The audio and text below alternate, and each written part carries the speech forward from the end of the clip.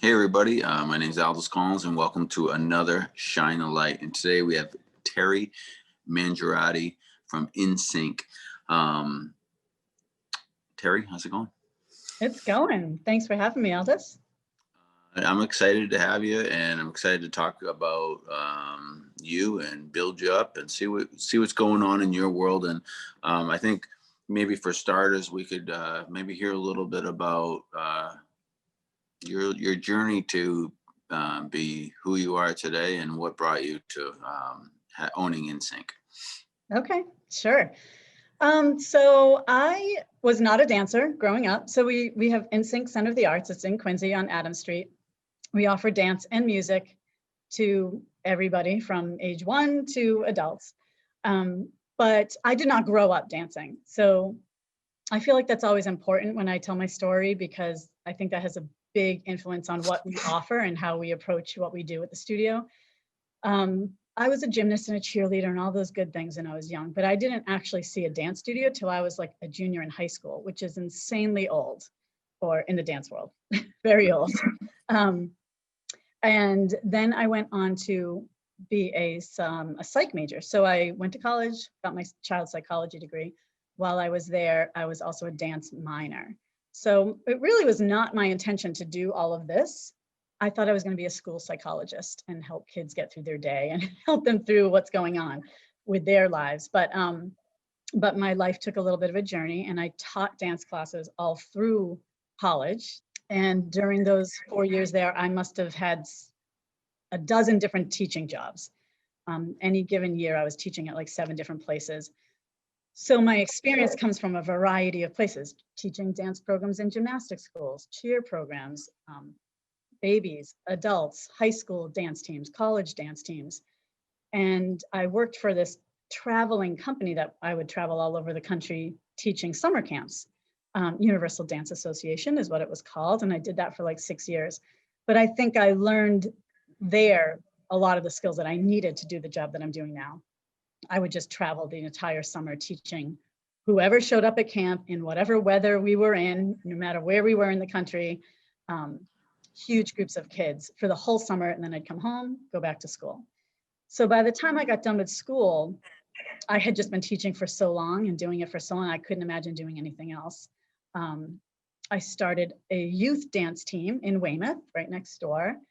And just a youth dance team, got them together to dance at halftime shows at local schools that I was already coaching at.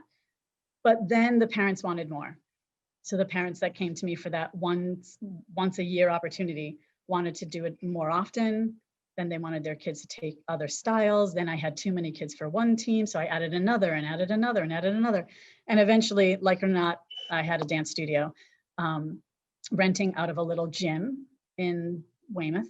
And then we expanded into another studio in Milton, did that for about 15 years with 2 locations. And then about 12 years ago, closed both of those and opened in Quincy, where we are now, at the Adams Street Plaza, a big facility. It's like 8,000 square feet.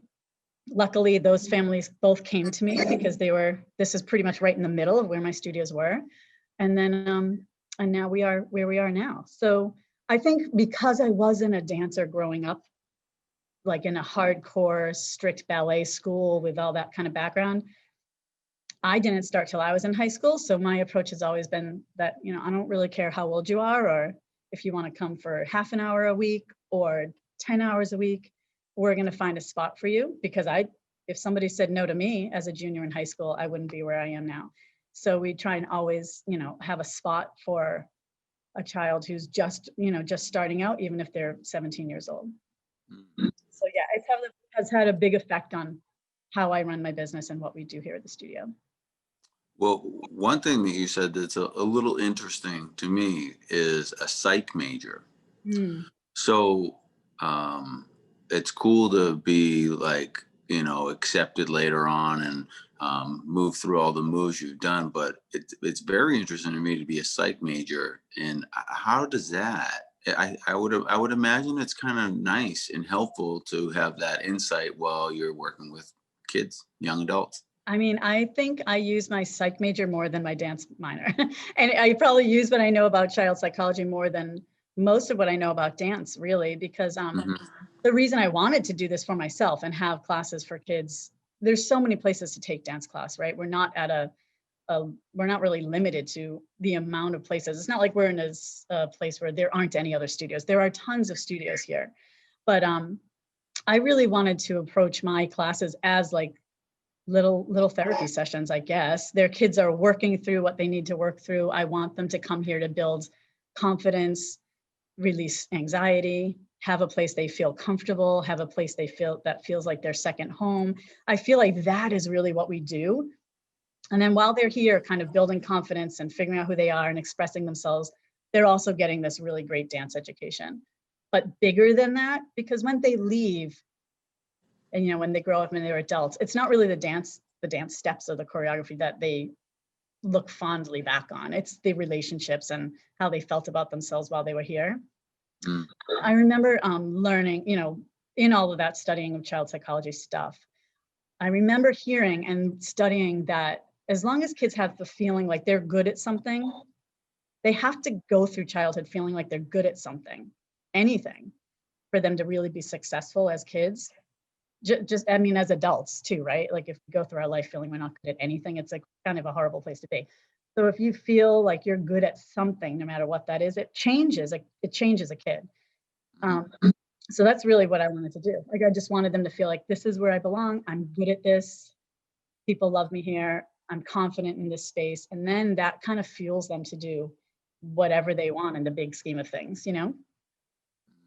I love the idea of arts as a pathway to confidence, but I also love it as a pure therapy. So I feel like when I do stuff, it does take me out of, once you're in it, it takes away all the other things, and it allows you to be okay. So you did something on the streets of Quincy with all the kids, and when I looked at that, I watched it a few times, and I just thought about, I mean, what a crazy time that we are having right now. So we'll talk about how you're bobbing and weaving with all this junk going on, but what I saw that was really cool um, is purpose.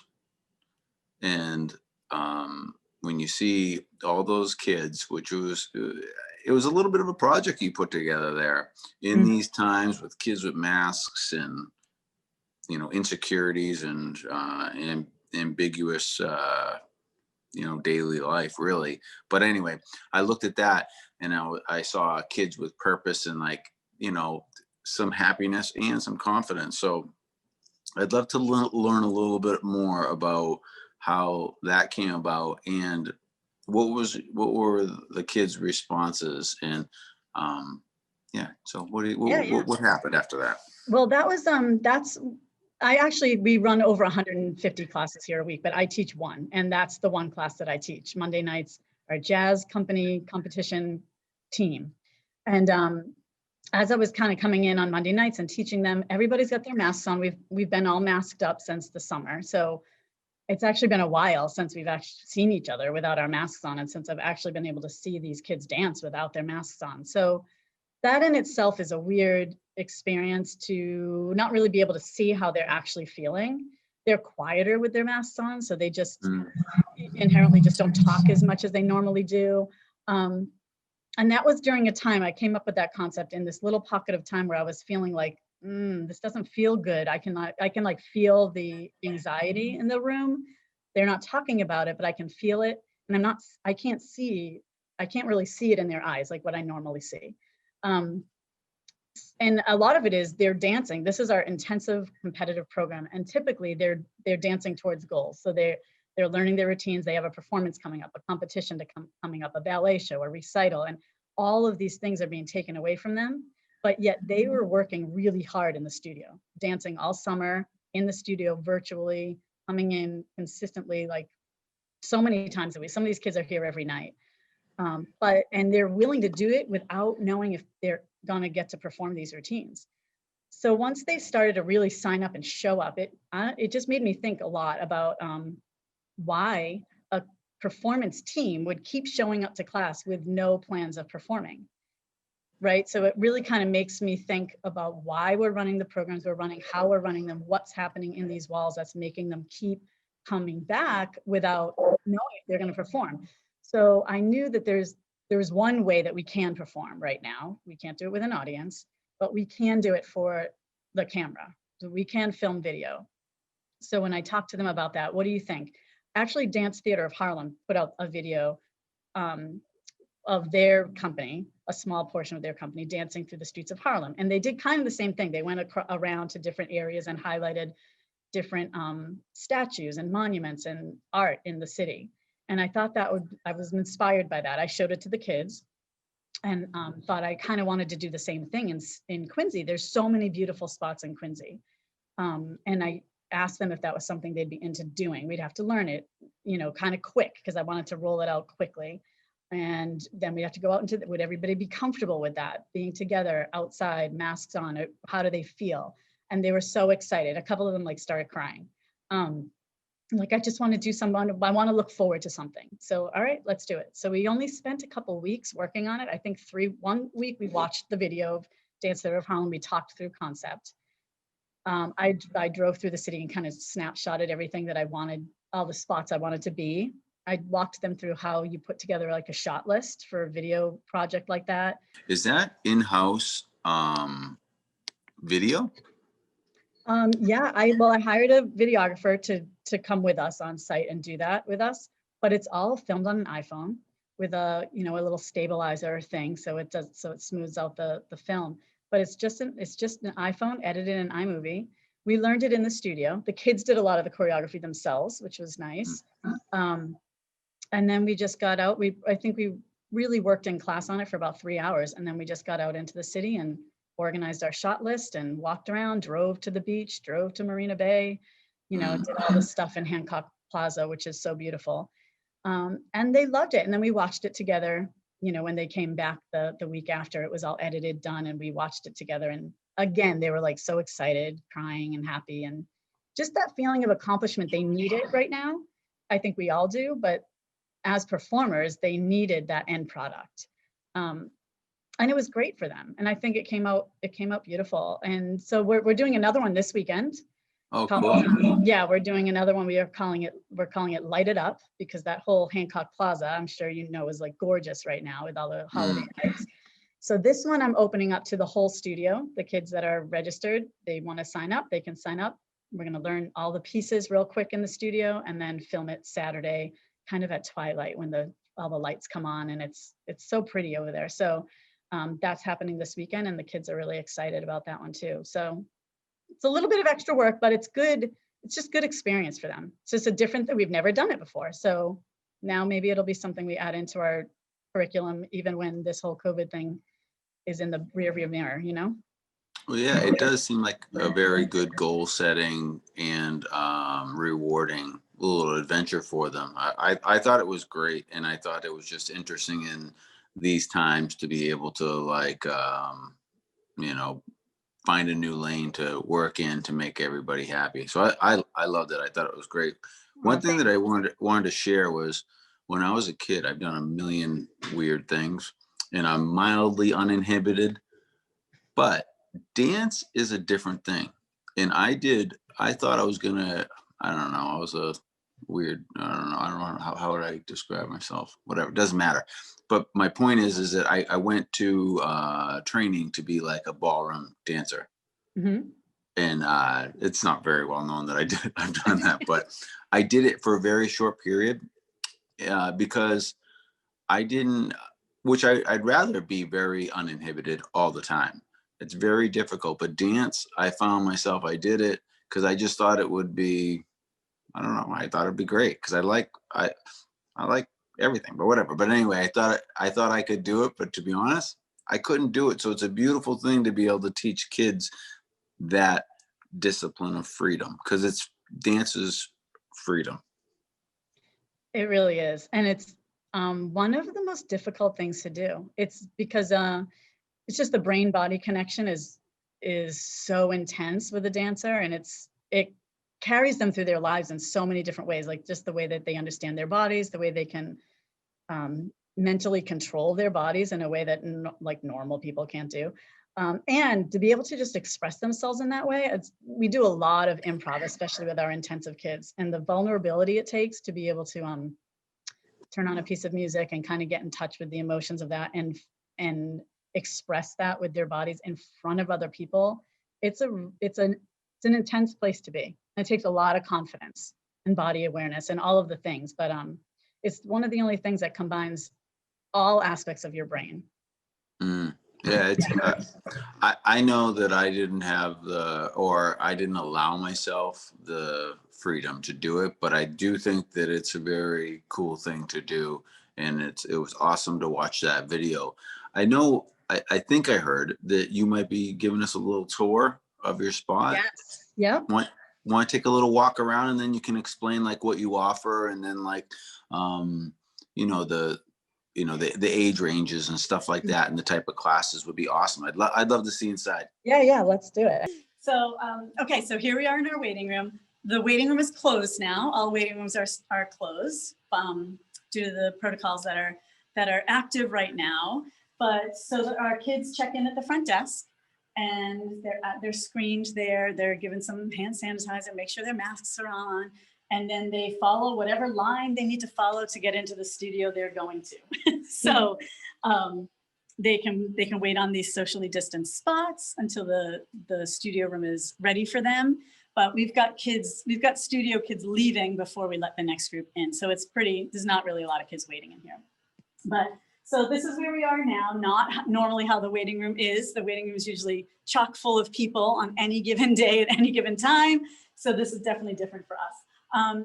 Before we go into the studios, I'll show you what we have going on in the waiting room over here. It's very festive because it's the week before Christmas. But this is something I wanted to mention because this is kind of a collaboration that I've been doing with some of the other local small businesses. This is something for our staff called the 12 Days of Christmas. Our staff has been working so incredibly hard. This is really hard for a teacher, a dance teacher, a music teacher, a school teacher. This is like not what they signed up for when they wanted to teach kids. And I know my teachers are working, we didn't take any days off. We closed on March 13th, and the very next day we were teaching live, virtually. So we had no breaks. We kept going right through the summer, right into fall. And they are teaching hybrid classes. So they're teaching kids in the studio and kids are Zooming in at the same time. It is very difficult to do. So this year, I wanted to do something a little bit different for them, a little bit special. And I also wanted to support some of our other local businesses. So I created all of these 12 days. Every day they come in, they open a box, and they get to see what's in the box for them that day. And it's been provided by a local small business. So like there's all these little gifts in here for them. They get a little different gift every day. This one was from Milton's Backyard Bee Project. That's honey stuff. Joe Parlavecchio and baby cakes did the next day. The Gifted Heart is day 3. There's little gifts in there. Commit to Be Fit was day 4. Scout and Stellar was day 5. And Coffee Break Cafe is day 6. And today's day 7. And I can't show you what's in there yet because the staff hasn't opened it yet. But there's different gifts from different local businesses, and they donated all of that to our staff. So I'm super grateful to that. The Quincy Chamber of Commerce is so supportive of us, has been forever, but especially now in this pandemic situation. They've been so supportive and helped us get the word out about this. And our staff is like, they're so excited to come to work every day. And right now is a really good time for them to be excited to come to work because it's tough. It's a lot of work to be here. So I want to thank all of them, and I'll just keep posting and sharing on my Facebook page so they get all the recognition they deserve to. That's good community building. Yeah, it really is. And they've all been so happy to do it. They were kind of everyone that I talked to was like looking forward to doing something positive. And they're all struggling themselves. So I know this was a big ask, but they were happy to do it. And our teachers, everybody just appreciates it so much. It's good. It's just so good to, I don't know, support each other in that way, especially now. We are collecting stockings for the Fenno House residents. So this is something that we do every year. We do a different kind of charity thing studio wide. This year we couldn't do exactly what we've been doing because we usually have a giving tree. Parents come in, take a tag, drop off a gift, but it's we have no waiting room open this year. So this year we asked people to fill a stocking with stuff, and we will be delivering those to the residents of Fenno House this week. So we need 175. I don't know how close we are, but I know a lot of people are dropping them off this week. So that will be exciting. I think we're going to do that on Saturday somewhere when we're kind of filming that lighted up video. I'm going to drive some of the kids over to Fenno House to drop this stuff off. And that's right awesome. on Hancock Street. It is on Hancock Street. Yeah, it's right in Quincy. Normally we perform there every year for the residents of Fenno House, but we cannot do that this year. So I thought this would be a nice way to kind of show them we're thinking about them too. So That's awesome. Yeah. Okay. So we get out of the waiting room eventually. It's a deceiving space because it doesn't look really big from outside, but once you get in here, it's big. Let's see there. Here, do you want to just, you can peek in there, pop in there. This is one of our studios. So this is how we have all of our studios set up. There's our big screen TV, the little iPad will zoom in the kids, and that way we throw the screen onto the TV, so our teachers don't have to look at little faces. They can blow them up big, so they can actually see the kids they're teaching from home. So we brought a big TV for every room, and new iPads and laptops for all of the rooms too. So when they come in, the waiting room is closed, so now they have to walk right into the studio with their bag. They drop that in a basket. They have the chair to sit on if they need to change shoes or if they need to use it for a ballet class. We're using the chairs as our ballet bars because we really can't use those during COVID either. So that has been very helpful. So how many kids per at a time can be in this room? Yeah, so this room, so we had to tape off 6-foot squares. I don't know if you can see that, but I can, every room has 6-foot squares taped off. So we can put one child in each square. So I think this room can fit 15. I don't know if we ever actually have 15 kids in this room, but there are 15 squares in this room. So that's kind of how we can determine how many kids can go in a room. So typically in pre-COVID years, there may be a lot more kids in this room. So at our max, we can put 15 in here. So that's kind of where some of our number difficulties come in. Sure. Can't really put in all the kids that we normally would. Come on, Amy, let's go across the hall. This is yet another room. So there's another TV and our iPad set up there so the kids can zoom in there. And we like to put the. Yeah. I would say this quickly. I mean,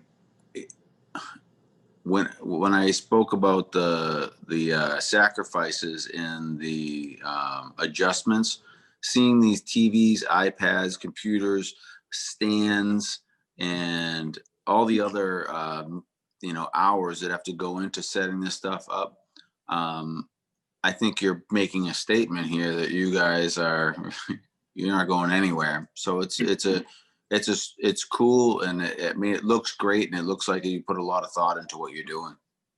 Yeah, we did. And luckily we did this from day one, from the beginning of the summer. It was kind of our plan. We could close. We could have just closed and said, we'll come back when it kind of slows down, or we'll see you in the fall. We just won't do this. It would have been a lot cheaper. It would have been easier stress-wise, but there is no way that I could really do that to the kids. I knew they needed this like now more than ever. So we really needed to figure this out. And it's been a lot of training. At first we didn't use the big TVs for a few weeks, because we were just figuring it out. Where are we going to get them? How are we getting them here? Setting them all up. But then we really needed them. So then it was like a slow roll into this. But, and even just last week, I bought 2 new laptops because 2 of our iPads died. I think we're like running them into the ground because they're on and Zooming for like 6 hours a day, every day. So I think we're burning through them. So we, bought a couple more laptops last week. But hopefully we'll keep using this equipment even when COVID is in the past. But it's necessary right now. And luckily we have it. It's been great. But yes, it was very expensive. Oh yes, this is our sanitation station. So these are all over the place at the studio. So the kids can, sanitize. All our little spots are down here so the kids can wait. You're not, this is some of the crazy rules that we have, but you're not allowed to use cubbies. That's just one of the protocols. You're not allowed to use like lockers, and those are considered lockers. So normally this hallway is like full of kids. You can barely get down it. So they can't, there's no waiting down here. There's no putting their things in these cubbies. They can't use those anymore. But we so how many kids are enrolled right now? So right now there is about 550 kids enrolled. That's typically a ton. It's a ton. Typically we have over 1,000 kids. And those kids take multiple classes a week. Some of them take multiple classes a week. But yeah, this is a really big studio in general. And it's still big, but it's not as big as it was, if that makes sense. But we still have a lot to handle and a lot of people and traffic to deal with.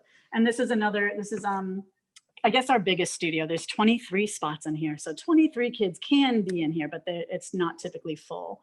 What is that? What's that black frame up there? So that is a projector. So that's a projection screen. And there's a projector hanging from the ceiling. I don't know if you can see that, but yeah, I can see it. Yeah, we installed that pre-COVID actually, because we wanted to be able to do some workshops virtually.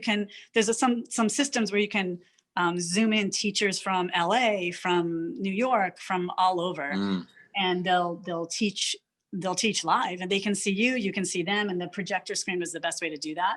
And we use it for movie nights, but now it's come in super handy because now we just zoom in our kids from home. So this room doesn't have a big TV because it has the projector screen. And so that's been super helpful. Again, like an expense, but we bought that a couple of years ago for a different reason. And thank God we had it because it's been super helpful. Cool. Yeah, so that's that room. And then we have music lessons here too. So we've got, typically we would have a Jingle Jam music recital at this point in the year. So we're doing that virtually. The kids have been submitting all of their videos to our music director and they're editing it all together. So we'll air a Jingle Jam video with all the kids' performances next weekend, right before Christmas. We're going to do that. So this is another baby room, a little baby studio. This is probably the one we feel like we are the most limited in space. There's 8 squares in this room, but because of the way that it's set up, one of the squares is for the teacher. So you can only put 7 kids in this room. But typically we pre-COVID maybe would have like 12 3-year-olds in this room doing baby dance class. So this room gets full, the classes are full and we can't let in as many kids as we would like. So that's one of the, we're feeling the number crunch in this room a little bit. But this room has colored squares because they use the colors in their preschool classes. It helps them with their lesson plans. Go to the pink line, go to the green line. That kind of helps them keep. What is that, duct tape? It is like gaffer's tape, like spike tape that you would use on a stage. It comes right up and doesn't leave like residue on the floor. So that's typically what we use. I think I spent $800 on gaffer's tape just to tape out all of these rooms. I mean, it's crazy. That's a crazy tape bill. Yeah. This is our music area. So there's 4 music studios back here, but I wanted to show you this room, and there's a couple different rooms like this, where we installed these, I know it sounds crazy. We're doing crazy things. They're basically shower curtains. We have some vocal students who most of our vocal students are Zooming in and they're doing their classes virtually. All of our music classes can go virtually or in person. Parents have a choice. If they want to come in virtually for voice, they can use a couple of the rooms that we have these installed because it's really hard to teach voice with a mask on. So much of it is about like the anatomy of your mouth and if you're opening and using your mouth the way you're supposed to, and the teachers can't see that. So those kids have been Zooming in from home and doing their voice lessons from home, but there were some that just wanted to come in, and as long as their parents are comfortable with this, then the teacher stays at the piano, the vocal student stays on the other side of the curtain. But yeah, this is Mr. Rob's room. So he has all of his string and brass stuff in here. He likes decking out his room with all of his stuff. Nice. Yeah. So yeah, this is this is Miss Katrina's vocal room. So the little shower curtain in there too. Crazy, but it helps. It helps. People want to take lessons in person, so that's good. You have quite the space there. Thanks. I mean, it looks like you've done everything you can, and keep trying to keep people safe, and that's awesome. Yeah, we're doing everything we can. And Not it's not working easy, so but far. awesome. No, definitely not easy, but worth it. And you know, and we're keeping our kids happy and busy and active and kind of stress-free, I guess. You know, they're really coming in here to kind of let everything go. Even our youngest kids are like, thank goodness I'm coming. It's the only thing I get to do. It's like the only time they get to leave their house if they're virtually doing school too. So they're really grateful, which is nice. Well, we share somebody in common, and that's the person holding the phone and videoing you walk around, and that's Amy. And she works with me also, and she's great, and she loves you, and we love her, and she's awesome. And I'm really happy she brought this interview to light here, because it seems like you're doing a lot of great things. And I did love the video, and I loved how it made me think about that release and that freedom for kids. It's cool. Kids need it. Adults need it.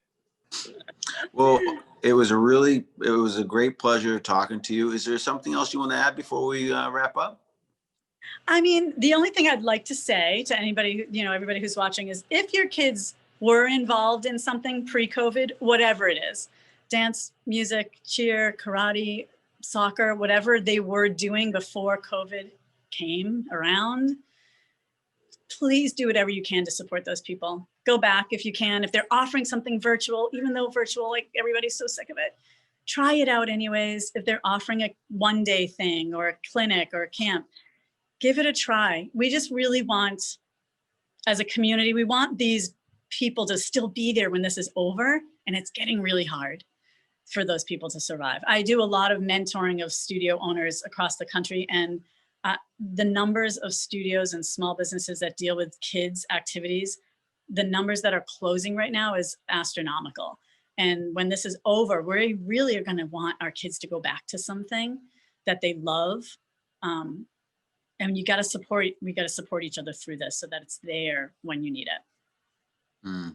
No, I agree with that. I think that whatever we can do as a community to help each other out it's important. People should be thinking long and hard about, you know, what is important to them. And I'm sure InSync is important to a lot of people.